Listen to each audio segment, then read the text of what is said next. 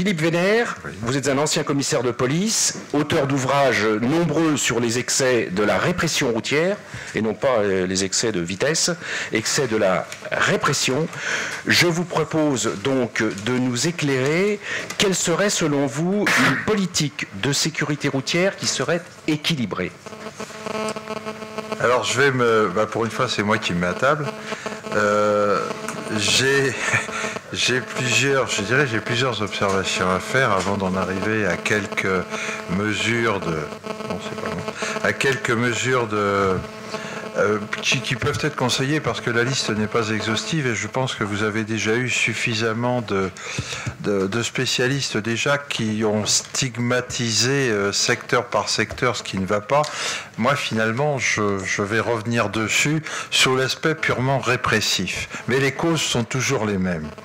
Donc moi, j'ai constaté, surtout pour avoir pratiqué diverses formes de conduite automobile, qu'elles soient rapides, acrobatiques et puis tout bêtement normales, que la formation de nos conducteurs, ou des apprentis conducteurs, laissait amplement à désirer, dans la mesure où aujourd'hui on leur donne une simple autorisation administrative de conduire. Vous avez un éminent spécialiste de la conduite automobile qui vous dira, sûrement d'une manière plus complète, que ce n'est pas suffisant. Et pour moi, le permis de conduire devrait être un véritable certificat de capacité technique, c'est-à-dire qu'on puisse mettre un conducteur débutant dans les mêmes situations d'urgence que l'on peut être amené à rencontrer en circulation normale. Or, jusqu'à présent, c'est pas du tout enseigné, faute de structure, faute de moyens.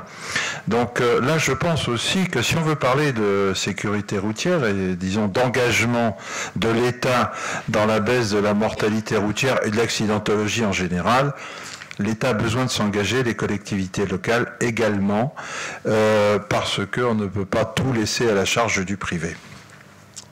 Ensuite, on vous l'a dit, et c'est assez, j'allais dire, bon évidemment on enfonce des portes ouvertes à force de le dire, mais l'entretien du réseau routier laisse énormément à désirer. Or, la réponse que nous avons des pouvoirs publics, alors on vous a démontré, je suis très heureux de l'avoir entendu, que scientifiquement rien n'est démontré précisément, et que le fait que ce soit un mathématicien qui nous le dise apporte beaucoup plus de crédit à ce que je soutiens, où moi je dis qu'actuellement ceux qui nous parlent de la sécurité routière en nous assénant de chiffres sont des camelots, tout simplement parce qu'ils ne reposent sur aucun fondement scientifique, mais on est en train de vendre un dogme. Donc effectivement, pour moi, je dirais juriste et aussi, il fut un temps où j'étais agent de répression, parce que le ministère public, c'est une espèce de corbeau en noir qui est d'un côté qui demande l'application de la loi.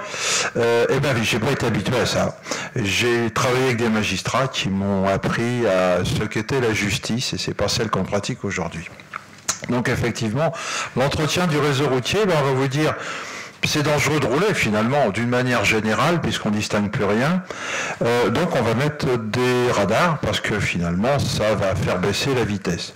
Moi je pense, peut-être, mais je parle sous le contrôle des experts, c'est quand on détermine un secteur dangereux, c'est pas seulement de dire attention, c'est dangereux.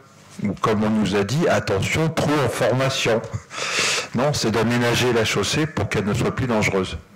Et que là où il y a un risque même de comportement incivil des automobilistes, on s'arrange pour qu'ils ne puissent plus commettre l'infraction.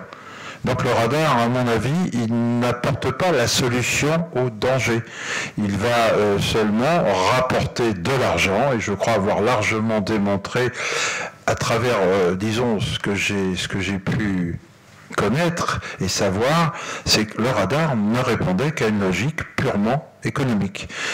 Pourquoi? Parce que là, je parle je dirais aussi en tant qu'ancien fonctionnaire de police. Le citoyen respectueux du règlement, il respecte le règlement.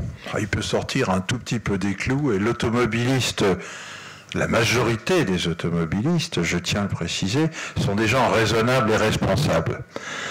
Et puis vous avez celui qui se fout éperdument de toutes les lois sociales, qui lui, vous mettez-lui toutes les, j'allais dire, toutes les limitations, législations, il s'en fout. Allez dire à un braqueur que c'est pas bien d'aller braquer une banque, bah, il vous dira, moi je fais un retrait d'argent comme j'ai envie. Bon, c'est tout. Vous, le brave client qui a peur d'être à découvert, et pour lui c'est une catastrophe. Alors c'est à lui qu'on applique les pénalités, hein, parce que le braqueur jamais. Hein. Bon, je parle. Si je prends cet exemple un petit peu caricatural, c'est pour dire que nous avons ce qu'on appelle les délinquants routiers, et puis nous avons les contrevenants. Et ce que me disait le président de mon tribunal, enfin du tribunal, lorsque j'y ai exercé au début des années 90, le tribunal de police, c'était le tribunal des honnêtes gens, et non pas des délinquants. Et on devait traiter les contrevenants en honnêtes gens. Moi, j'ai plus ce sentiment du tout depuis déjà pas mal d'années. Il est évident que l'automobiliste c'est un citoyen solvable. Donc celui-là, on pourra le ponctionner au maximum. Et ça fait partie aussi d'une affirmation que j'ai entendue prononcer par un élu parisien il y a quelques années. Hein. Dans le dogme, vous les situerez assez vite, anti-voiture qu'il préconise en disant bah, puisqu'on peut pas se passer de voiture, autant faire payer les automobilistes. Belle responsabilité, ce sont les mêmes qui parlaient d'indice de rentabilité des agents de surveillance de la voie publique pour la verbalisation. Où est la prévention? Je vous le demande. On se le demande. Moi, je n'ai pas encore répondu, sinon que j'ai répondu à ma façon, mais on m'a dit que j'étais un irresponsable. Bon, c'est possible, peut-être. Il se trouve que la personne qui m'avait dit ça était un professeur éminent de médecine qui se targue d'accidentologie. Et pour en revenir... j'allais dire à ce que nous a dit notre éminent mathématicien, les infections nosocomiales tuent beaucoup plus que la route et il aurait mieux fait d'exercer dans son domaine de compétences. Chacun le sien, telle a été ma réponse. Je pense pouvoir parler de cette répression parce que j'en subis les... Enfin, j'en subis... Oui, comme tout automobile, j'en subis les effets. Après, je dirais que toujours dans ce cadre de répression, on a beaucoup rendu le parcours de la contestation d'une contravention difficile, au point de décourager l'automobiliste, voire de le priver de certains moyens de défense. Là, je pense qu'un avocat vous en dira beaucoup plus, puisque des recours sont engagés devant le Conseil d'État. Précisément pour ces abus de pouvoir, on ne peut pas les appeler autrement. Mais là, le Conseil d'État va se donner le temps de la réflexion, parce qu'il faut compter 18 mois pour espérer avoir une réponse.